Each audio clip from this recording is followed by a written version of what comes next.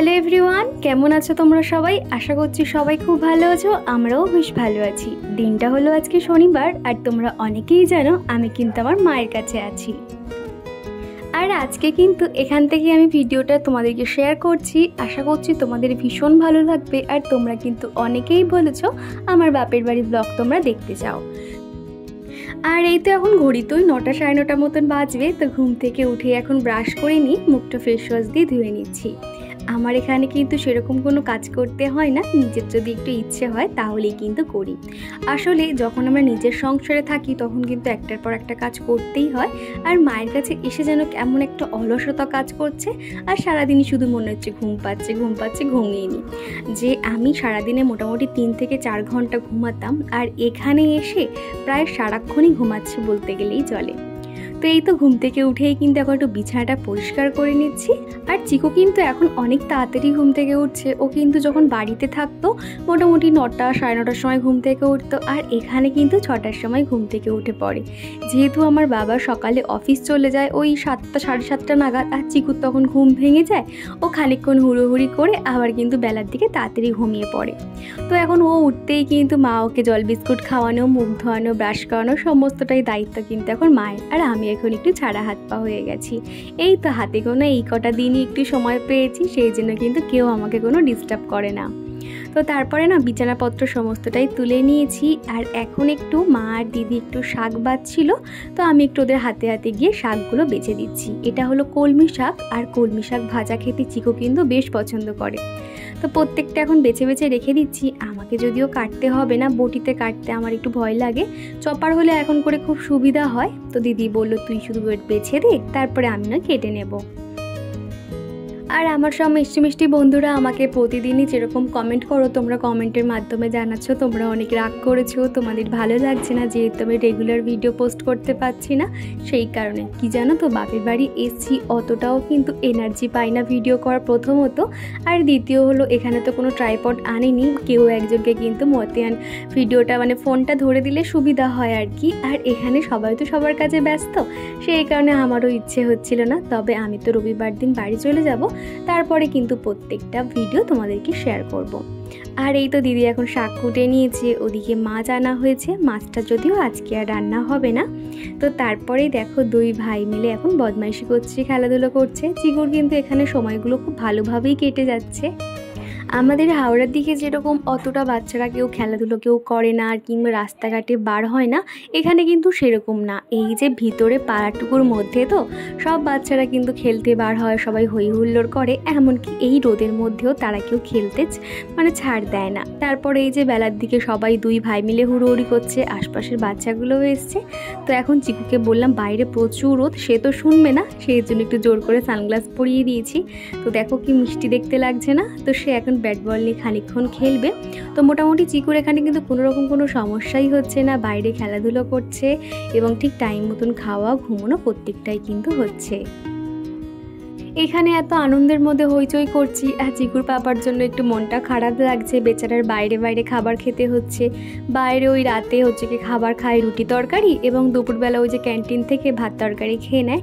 কিন্তু ওই বাড়ির খাবার আর বাইরের খাবারের মধ্যে অনেকটাই তফাৎ আছে। আর বিশেষ করে এই গরমের জন্য ভাবলেও খারাপ লাগে। আগে তো অফিস থেকে আসলেই কিন্তু একটা কিছু ঠান্ডা কোল্ড ড্রিঙ্কস বানিয়ে দিতাম, আর এখন তো মনে হয় বানানোর অভাবে তার খাওয়াও হচ্ছে না। তো সেই কারণে না বেশি দিন থাকার ইচ্ছে থাকলেও কিন্তু বেশি দিন থাকবো না, রবিবার দিনই চলে যাব। আর এখন এই যে বৌদির ঘরটাতে কিন্তু এরা দুই ভাই মিলে বসে এত হুড়োহুড়ি করছে কি বলবো। সেই জন্য ভাবলাম সুন্দর করে গুছিয়ে রাখি। আর আমার বৌদি কিন্তু ঠিক আমার মতন প্রত্যেকটা জিনিস জায়গায় জায়গায় গুছিয়ে রাখতে পছন্দ করে, অগোছালো জিনিস এবং নোংরা জিনিস দেখতে একদমই পারে না। আর আমারও তো একই হ্যাবিট হয়ে গেছে, আর একটু এরকম অগোছালো হয়ে থাকলে মনে হয় কতক্ষণে সেটা গোছাবো। তো সেই জন্য দেখো বিছানাটা সুন্দর করে গুছিয়ে নিয়েছি। আর দাদার যেহেতু এখন অফিস ঘরেই, মানে ঘরে থেকে কম্পিউটারে কাজকর্ম করে, অফিসে কিন্তু যেতে হয় না। সেই যে লকডাউন থেকে এরকম ওয়ার্ক ফ্রম হোম হচ্ছে, সেই জন্য খুব একটা অসুবিধা হয় না, ঘরেতেই সারাদিন দাদা থাকে। তো সবাই মিলে কিন্তু একসঙ্গে আনন্দ করতে পারি। আর এরই মধ্যে কিন্তু দিদি রান্নাবান্না হয়ে গেছে, মা ওই হাতে হাতে জোগাড় করে দিয়েছিল। আর এখন আমার মনে হলো রান্নাঘরটা পরিষ্কার করি।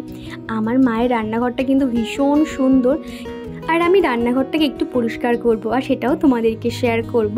আর এখানে একটা আমি হোমমেড লিকুইড বানিয়ে নিয়েছি, ভীষণ সুন্দর। এটা দিয়ে তোমরা কিন্তু গ্যাস ওভেন পরিষ্কার করতে পারবে, যে কোনো কাচের জায়গাতে তোমরা তেল চিটচিটে ভাব ওঠাতে পারবে, এবং যে কোনো মশলার কন্টেনার সেটাও কিন্তু পরিষ্কার করতে পারবে। তো আমি এখানে একটা লিকুইড বানিয়েছি, এর মধ্যে সামান্য গরম জল, ওই যে গরম জল বলতে সামান্য উষ্ণ জল যেটা, তার মধ্যে একটু ভিম লিকুইড, খাবার সোডা আর লবণ দিয়ে দিয়েছি। দিয়ে একটা নরম স্কচ ব্রাইট নিয়ে প্রত্যেকটা কন্টেনার গায়ে হালকা করে ঘষে রেখে দেব। মোটামুটি 2 থেকে 3 মিনিট প্রত্যেকটা জায়গায় যদি আমরা লাগিয়ে রাখতে পারি, তাহলে ওই যে তেল চিটচিটে বা জেদি ভাব সেটা কিন্তু খুব সহজেই রিমুভ হয়ে যায়। তো এখানে প্রত্যেকটা কন্টেনার আমি সুন্দরভাবে মুছে নিচ্ছি। আর এই রান্নাঘরটা কিন্তু বিয়ের আগে এত সুন্দর ছিল না। যখন আমাদের সবার বিয়ে হয়ে গেছে, আমাদের বাড়িঘর দর কিন্তু আস্তে আস্তে চেঞ্জ হয়েছে, এবং যেন দিন দিন আমারও খুব ভালো লাগে, জানো তো। আর এই রান্নাঘরটা দেখছো, মা কিন্তু অনেক শখ করে এটা বানিয়েছে প্রত্যেকটা জিনিস। এবং দেখবে একটু পরেই তোমরা দেখতে পারবে আমাদের যে সেলফগুলো রয়েছে সেগুলো কিন্তু কাঁচের বানানো হয়েছে। এমনকি যে রান্নাঘরটা সেটাতেও পর্যন্ত তেল রং করা হয়েছে। রান্নাঘরটা একদম ডিপ রানি কালার, এত সুন্দর লাগে না দেখতে, কি বলবো। কিন্তু ওই যে কপাল খারাপ হলে যেটা হয় আর কি হয়েছে, রান্নাঘর ওই যে বৃষ্টির সময় কি হয়, জল পড়ে পড়ে ড্যাম খেয়ে পুরো এক একটা জায়গা না পুরো ভেজা হয়ে যায়। আর সেই ড্যামের জন্য রঙগুলো পুরো চোখলা ধরে ধরে উঠে আসছে বলে কিন্তু অবস্থা খুবই খারাপ হয়ে গেছে।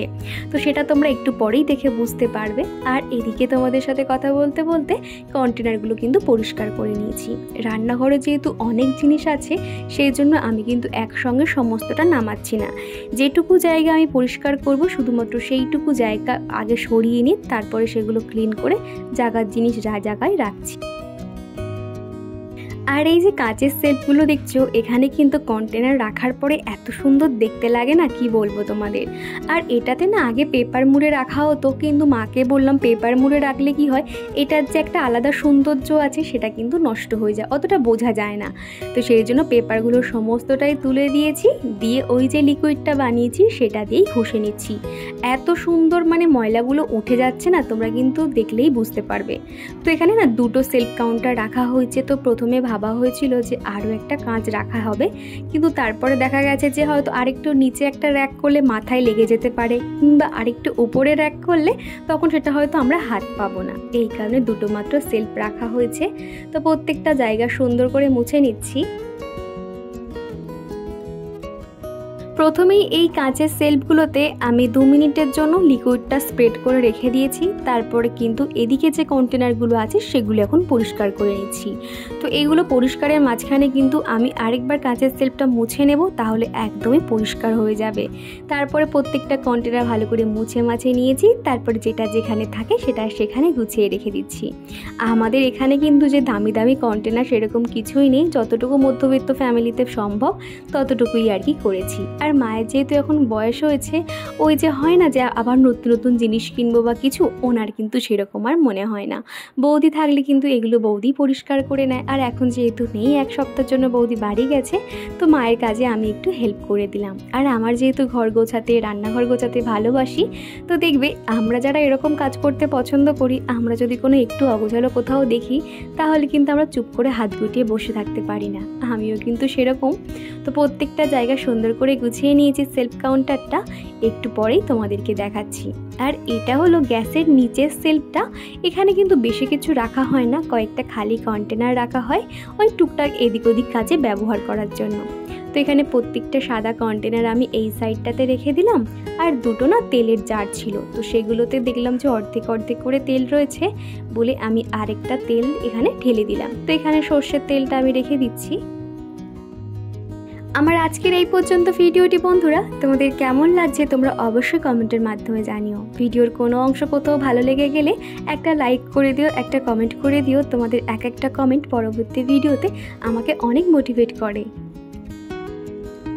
আমার প্রতিদিনের ভিডিওতে তোমরা যারা যারা কমেন্ট করো, আমি কিন্তু প্রত্যেকের নাম পরের ভিডিওতে শেয়ার করে থাকি, কিন্তু আজকের ভিডিওতে আর শেয়ার করতে পারলাম না, যেহেতু তোমরা তো আমাকে অনেক কমেন্ট করো, অনেক ভালোবাসো, আর সবার নাম তো নোট করা এই মুহূর্তে সম্ভব হয়নি, সেই জন্য এটা একটু স্কিপ করে গেলাম। তবে সোমবার থেকে তোমাদের প্রত্যেকের নাম আমি বলে দেব। আর এদিকে এই লবণের কন্টেনারটা দেখো কত সুন্দর, এটা কিন্তু কাঁচের। তো আর এটা কিন্তু ভালোই ওয়েট আছে, সেই জন্য আর বেশি নাড়াচাড়া করলাম না, নিচে থেকে রেখেই ভালো করে পরিষ্কার করে নিয়েছি। আর এরকম কন্টেনার কিন্তু আমার খুব পছন্দ, কিন্তু ওই যে ভয় করে যদি হাত থেকে পড়ে ভেঙে যায়, তো সেই কারণে আর কি আমি খুব একটা ব্যবহার করি না। তবে আমার সিরামিকের জিনিস ব্যবহার করার খুব ইচ্ছে রয়েছে। আর এদিকে সেলফ কাউন্টারটাও কিন্তু সুন্দর করে মুছে নিচ্ছি। আর আজকে যে কি পরিমাণে গরম হচ্ছে কি বলবো বন্ধুরা, মানে বিভৎস গরম যাকে বলে। আমাদের কিন্তু হাওড়াতে এতটাও গরম মনে হয় না, মোটামুটি ঘরটা যেহেতু অনেকটাই ঠান্ডা সেই জন্য আর কি। আর এখানে যেহেতু বাইরে বড় একটা উঠোন রয়েছে আর সেখানে প্রচুর রোদ পড়ে, তো সেই তাপটা কিন্তু ঘরের মধ্যে চলে আসে, যার কারণে প্রচুর গরম আমরা অনুভব করতে পারি এখান থেকে। আর এদিকে কিন্তু আমার ক্যামেরা ধরে দিচ্ছে আমার দিদি, ও কিন্তু আমাকে অনেকটাই হেল্প করে এই বিষয়গুলোতে, আর কারোর হেল্প পাই আর না পাই। তো এইদিকে কিন্তু টুকটুক করে আমি রান্নাঘরটা প্রত্যেকটা জায়গা গুছিয়ে নিয়েছি, আর একটু পরেই সমস্তটা ঘুরিয়ে তোমাদেরকে দেখাবো।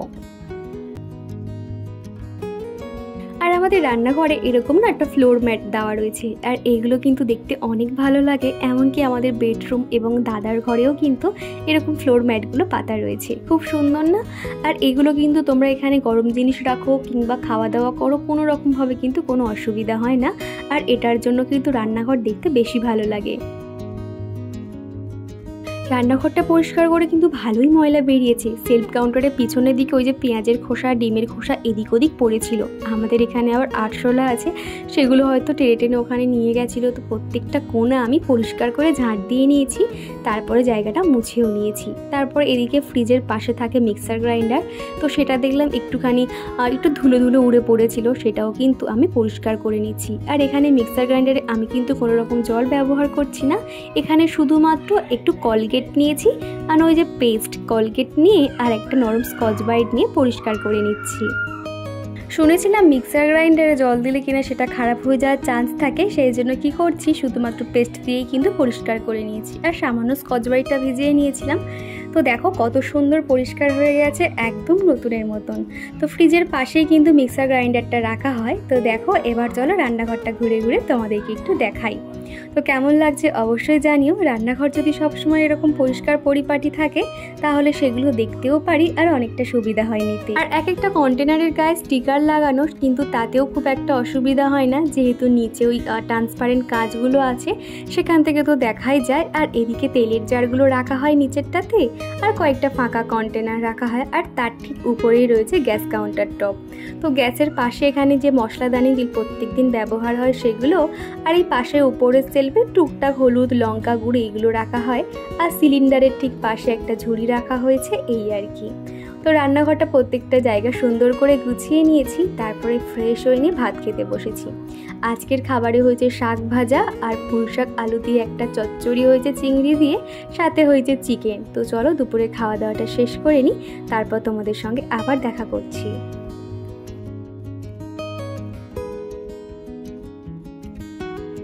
তো দুপুরের খাওয়া দাওয়া শেষ করে সবাই মিলে হই হুল্লোড় করে মনে হলো যে একটু আইসক্রিম খাওয়া হবে। তো দেখো ফ্রিজ থেকে এখন আইসক্রিম বার করা হয়েছে। আর এই আমুলের বাটার স্কচটা চিকু এত পরিমাণে পছন্দ করে, তো দেখো একা একাই আইসক্রিম খেতে পছন্দ করেছে। চিকু কিন্তু আগে আগে একদমই আইসক্রিম খেত না, আইসক্রিম দেখলেও ভয় পেত, যেহেতু খুব ঠান্ডা। তো তোমরা যদি বলো চিকুর ওই আইসক্রিমের ভিডিওটা তোমাদেরকে দেখাবো, ও কি পরিমাণে আইসক্রিম দেখে ভয় পেত। তারপরে এই তো সন্ধেবেলা এখন সন্ধে টন্ধে দিয়ে সবাই চলে এসেছে মুড়ি মাখা খেতে। তো এখন এখানে চুরমুর, আলু, শসা সব রকম স্যালাড দিয়ে মুড়ি মাখা হয়েছে। তো দিদি, জিজু সবাই মিলে এখন রয়েছি, সবাই আনন্দ করছি। মাঝে কিন্তু আমার বৌদিকেও বেশ মিস করছি। বৌদি থাকলে আরও ভালো হতো, হই হুল্লোড় করে সময়টাকে কেটে যেত। আর আজকে বিকেলে আমি একটু বেরিয়েছি, আমার চুলটা একদমই ছোট করে দিয়েছি জানো তো। পার্লারে গিয়ে চুলটা একটু স্মুথনিং করে এসেছি, আর চুলটা ছোট করে এসেছি। আর মুখে একটুখানি ফেসিয়ালও করে এসেছি, ওই জন্য মুখটা ফ্রেশ লাগছে। তবে সেগুলো না শেয়ার করতে পারলাম না, কেমন জানি খারাপ লাগে সবার সামনে ওই ক্যামেরা অন করে ভিডিও করব। এখনও ঠিক সেভাবে অভ্যস্ত হয়নি, তো সেই কারণে আর কি। তো চলো বন্ধুরা, ভিডিওটা এই পর্যন্ত রাখছি, ভিডিওটার বেশি বড় করলাম না। আবারও দেখা হচ্ছে পরের দিন এরকমই একটা কোনো সুন্দর ভিডিওর সঙ্গে। ততক্ষণে তোমরা সবাই ভালো থেকো, সুস্থ থেকো এবং আমার পাশে থেকো।